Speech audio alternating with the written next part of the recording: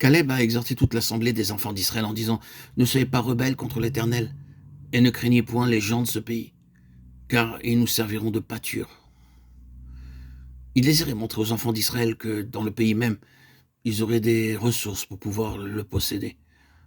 Le peuple du pays, c'est du pain pour nous, a-t-il déclaré. Qu'est-ce que le pain?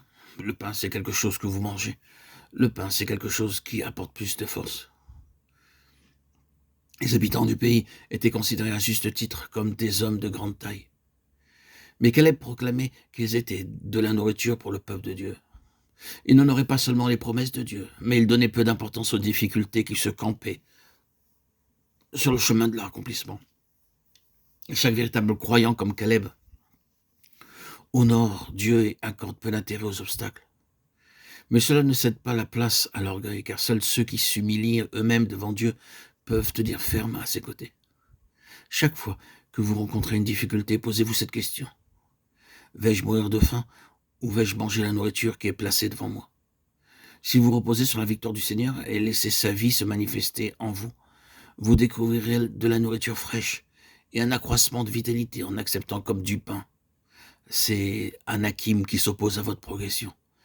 Gardez présent à l'esprit que les personnes qui ne mangent pas bien ne peuvent pas croître vers la maturité.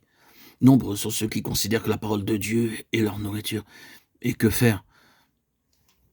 La volonté de Dieu, c'est aussi leur nourriture, mais qui rejettent l'anakim comme une nourriture sans goût. Plus nous mangerons de cette nourriture et plus nous deviendrons forts. Caleb en est une grande illustration parce qu'il a accepté l'anakim comme étant du pain. Il était encore plein de vitalité à 85 ans. Il avait tellement assimilé l'anakim au cours de toutes ces années qu'il s'était forgé une constitution qui ne donnait pas l'apparence de son âge.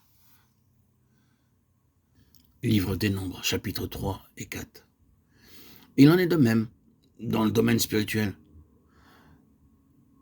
Bien des frères et sœurs ont rencontré peu de difficultés, mais ils sont spirituellement faibles, ayant de nombreuses fragilités et de nombreuses failles dans leur existence. L'explication en est celle-ci. Ils n'ont pas assez consommé d'Anakim. Anakim, littéralement, veut dire les géants qui se trouvaient en terre de Canaan. D'un autre côté, il y a ceux qui ont rencontré vaincu difficulté après difficulté, tentation après tentation. Et ils sont pleins de vigueur. La raison, c'est qu'ils sont bien nourris d'Anakim, de ces géants. Chaque difficulté et chaque tentation que Satan place sur notre chemin devient pour nous de la nourriture. Ce sont des Anakim. Ce sont des obstacles que nous franchissons et qui nous donnent plus d'énergie que nous en perdons. C'est la manière d'agir divine pour progresser spirituellement. C'est ainsi que Dieu agit en nous mettant des obstacles sur notre route. La vue d'une quelconque grande difficulté suscite la crainte dans le cœur de ceux qui se confient pas en Dieu, mais ceux qui se confient en lui disent « Béni soit Dieu, loué soit Dieu ». Voilà un peu de nourriture, voilà un peu d'épreuves, d'obstacles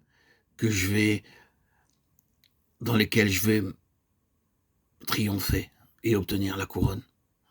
Toutes nos épreuves, sans exception, sont pour nous de la nourriture, et en les acceptant les unes après les autres, nous sommes de plus en plus richement nourris, et cela pour résultat un continuel accroissement de force. Nous pouvons vivre cette croissance et triompher de tous ces obstacles par tout ce qui est placé sur notre chemin. Et qui nous fortifie afin de vivre le divin en nous qui est Christ.